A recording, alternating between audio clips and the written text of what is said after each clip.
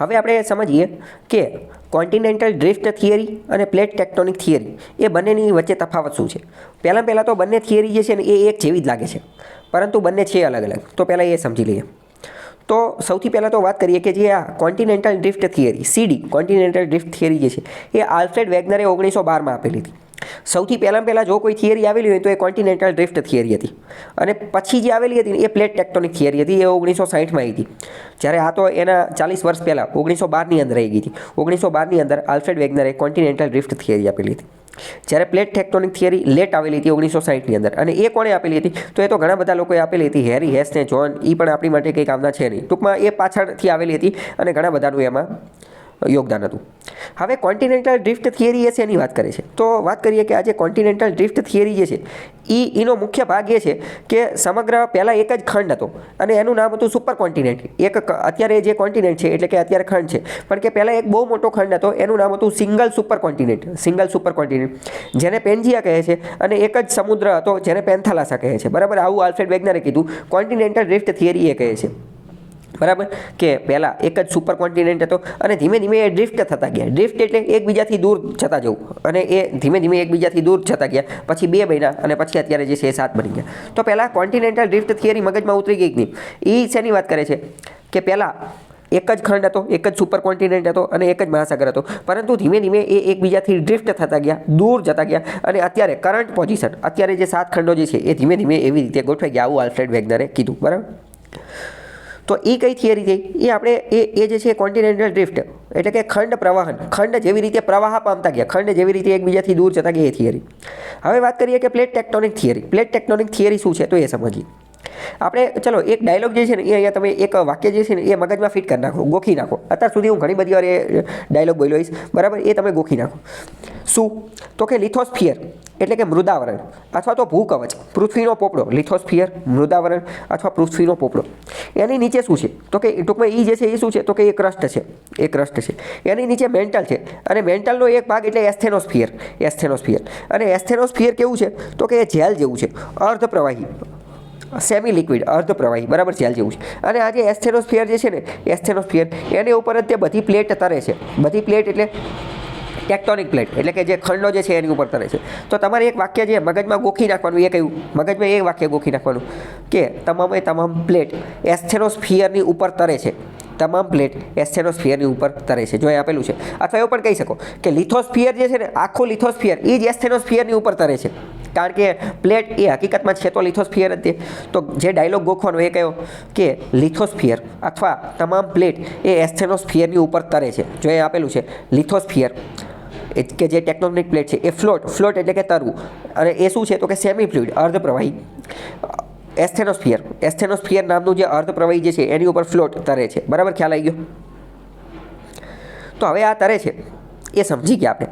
તો એ જે તરે છે ને, તો આપણે જોયું કે એની અંદર તો ઘણું બધું પ્રવાહી છે, અર્ધ પ્રવાહી છે. તો આ જે અર્ધ પ્રવાહી જે છે એની અંદર કોન્વેક્શન કરંટ જોવા મળે છે. કોન્વેક્શન કરંટ જોવા મળે છે ક્યાં? મેન્ટલની અંદર, એસ્થેનોસ્ફિયરની અંદર ને એ બધાની અંદર. ત્યાં ઘણા બધા ભારે ધાતુઓ ને એ બધું છે. એની અંદર રેડિયેશન જોવા મળે છે, યુરેનિયમ ને થોરિયમ ને એ બધું છે. તો એની અંદર રેડિયેશન જોવા મળે છે. રેડિયેશન એટલે કિરણોત્સર્ગ, એટલે એક પ્રકારના તરંગો કે જેની અંદરથી એનર્જી ને એ બધું જોવા મળે છે. અહીંયા ગ્રેવિટી જોવા મળે છે, અહીંયા મેગ્નેટિક ફિલ્ડ જોવા મળે છે.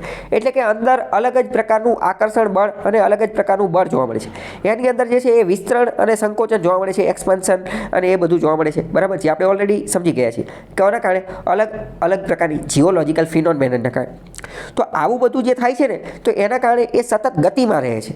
કોણ ગતિમાં રહે છે? તો કે આ અંદરની બધી વસ્તુ, એસ્થેનોસ્ફિયરનું અંદરની બધી વસ્તુ જે છે, અંદરનું સ્ટ્રક્ચર, એ હંમેશા ગતિમાં રહે છે. એ શેમાં રહે છે? એ હંમેશા શેમાં રહે છે? ગતિમાં રહે છે. તો આ જ વસ્તુ જે છે એને પ્લેટ ટેક્ટોનિક થિયરી કહે છે. પ્લેટ ટેક્ટોનિક એટલે હકીકતમાં શું કહે છે કે આ જેટલી પણ પ્લેટ જે છે ને એ હંમેશા ટેક્ટોનિક થતી રહે છે, એટલે કે હલતી ચાલતી રહે છે. એક જગ્યાએ સ્થિર નથી. જેટલી પણ પ્લેટ જે છે એ એક જગ્યાએ સ્થિર નથી, પણ લગાતાર ગતિમાં રહે છે, હલનચલનમાં રહે છે, મૂવિંગ, ફરતી રહે છે. સમજાણું કે ન સમજાણું? ફરીથી કહી દો. કોન્ટિનેન્ટલ ડ્રિફ્ટ થિયરી એવું કહે છે કે પહેલાં એક જ ખંડ હતો, ધીમે ધીમે એમાંથી 7 ખંડ બન્યા. પ્લેટ ટેક્ટોનિક થિયરી એવું કહે છે કે આ 7 ખંડની જે 7 પ્લેટ જે છે એ એસ્થેનોસ્ફિયર ઉપર તરે છે, પરંતુ એ સ્થિર નથી. એ લગાતાર ફરતી રહેતી હોય છે, એ લગાતાર હલતી રહેતી હોય છે. બરાબર, અને એના હલવાનું કારણ શું છે? એના હલવાનું કારણ મેન્ટલની અંદર જે કન્વેક્શન કરંટ રહેલા છે, અંદરની જે જીઓલોજિકલ ફિનોમેનન, જીઓલોજિકલ ઘટના છે એ છે. બરાબર, તો બધા પોઈન્ટ પહેલાં તો તમારા મગજમાં ક્લિયર થઈ ગયા કે નહીં? ચલો હવે આપણે આ વેગનરની વાત કરી, બરાબર. વેગનરે આ કોન્ટિનેન્ટલ ડ્રિફ્ટ થિયરી આપી હતી. શરૂઆતમાં વેગનરની વાત જે છે ને એને કોઈએ ગણકારી નથી, કોઈ સાચી નથી માની. જો કે સાચું નહીં માનવાનું કારણ એ હતું, વેગનરે જે વાત કીધી ને એ બધી સાચી હતી, પણ વેગનરને બધા લોકોએ એક સવાલ પૂછ્યો. શું સવાલ પૂછ્યો? કે ભાઈ હાલો અમે તમારી બધી વાત માની લેવી, પણ તમે ખાલી એટલું કહી દો કે આ બધા ખંડો એકબીજાથી આટલા દૂર જતા રહ્યા, તો એ કયા કારણે ગયા, કયા બળથી ગયા, એવું તો કયું ફોર્સ લાગ્યું, એવું કયું એમની ઉપર બળ લાગ્યું કે જેના કારણે એ જતા રહ્યા. વેગનર પાસે આ પ્રશ્નનો જવાબ હતો નહીં, એટલે વેગનરે એ પ્રશ્નનો જવાબ આપવા માટે એવો આન્સર દઈ દીધો કે આ જે બળ લાગ્યું ને એ ગ્રેવિટેશનલ ગુરુત્વાકર્ષણ બળ લાગ્યું.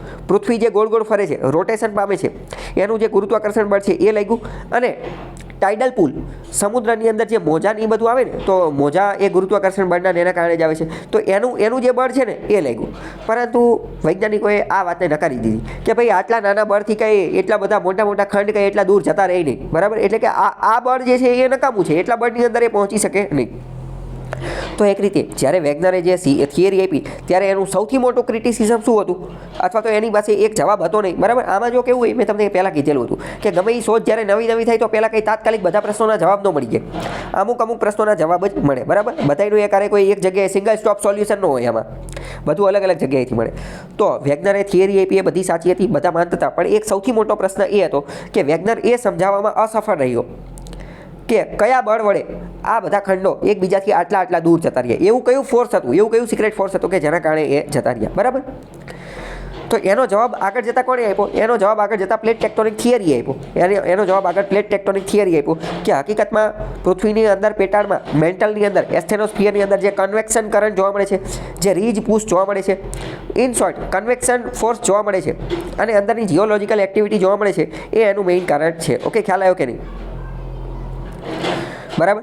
ચલો હવે આપણે કોન્ટિનેન્ટલ ડ્રિફ્ટ થિયરીની મેં તમને અમુક એવિડન્સ સબૂત આપ્યા કે ભાઈ આલ્ફ્રેડ વેગનરે કીધું કે પહેલાં એક જ ખંડ હતો, તો એના બીજા કયા તો મેં તમને ઘણા બધા સબૂત આપ્યા. એમાંનું એક બીજું સબૂત એ હતું ફોસિલ એવિડન્સ. ફોસિલનો મતલબ શું?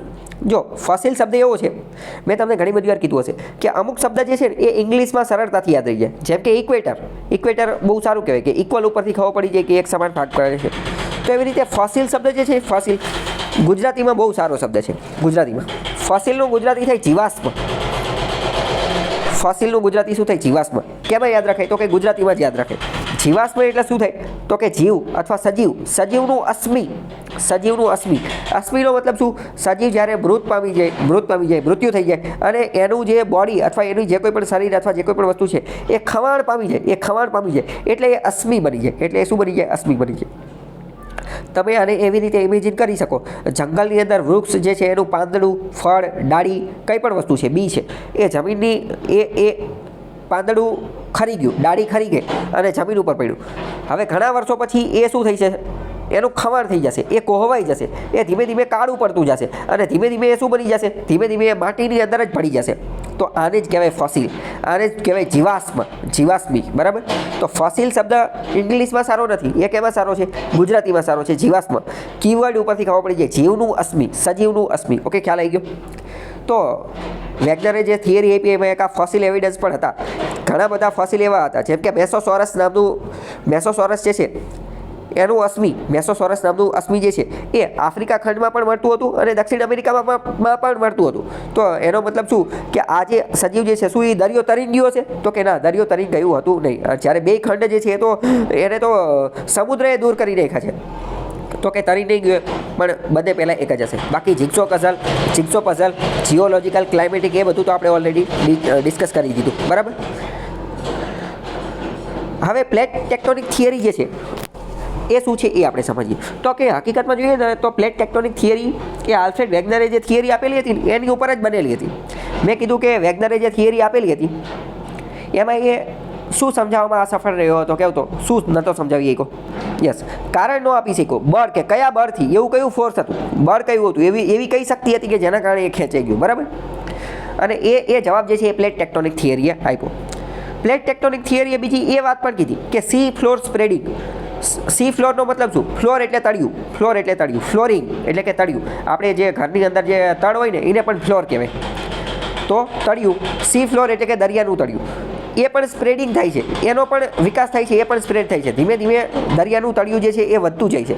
તો એ તો આપણે ઓલરેડી સમજી ગયા હતા કે માની લો કે દરિયાની અંદર વચ્ચે તિરાડ પડી જાય તો નવું તળ બની જશે. ભૂકંપવાળામાં, જ્વાળામુખીવાળામાં સમજાયું, માની લો કે બહુ મોટો દરિયો છે, વચ્ચે તિરાડ પડી ગઈ તો શું થઈ જશે? બંને જમીન એકબીજાથી દૂર જતી રહેશે, તો વચ્ચે નવું સી ફ્લોર, નવું તળિયું જે છે એ સર્જાઈ જશે. બરાબર, અર્થક્વેક અને વોલ્કેનો પેટર્નના ને એ બધાના કારણે. ચલો હવે બીજી વાત કરીએ. તો ઇન શોર્ટ આપણે વાત કરીએ તો કોન્ટિનેન્ટલ ડ્રિફ્ટ થિયરી જે છે ને એનો પ્રાઇમરીલી મુખ્ય ઉદ્દેશ્ય એ છે કે ખંડ જે છે, ખંડ એ પહેલાં એક જ સુપર કોન્ટિનેન્ટ હતો અને ધીમે ધીમે બધા બનતા ગયા. જ્યારે પ્લેટ ટેક્ટોનિક થિયરી જે છે એ સમજાવે છે કે પ્લેટ ટેક્ટોનિક થિયરી એ બધા પ્લેટની વાત કરે છે. કોન્ટિનેન્ટલ ડ્રિફ્ટ થિયરી રહીને એ માત્ર અને માત્ર કોન્ટિનેન્ટ એટલે કે ખંડની જ વાત કરે છે. જ્યારે પ્લેટ ટેક્ટોનિક એ તો ઓશિયનિક, સમુદ્રની પ્લેટની પણ વાત કરે છે અને કોન્વેક્શન કરંટની પણ વાત કરે છે, અર્થક્વેક, વોલ્કેનો અને માઉન્ટેન એ બધાની પણ વાત કરે છે. બરાબર, તો પહેલાં તો હવે આ બંને વચ્ચેનો તફાવત સમજાઈ ગયો કે નહીં તમને?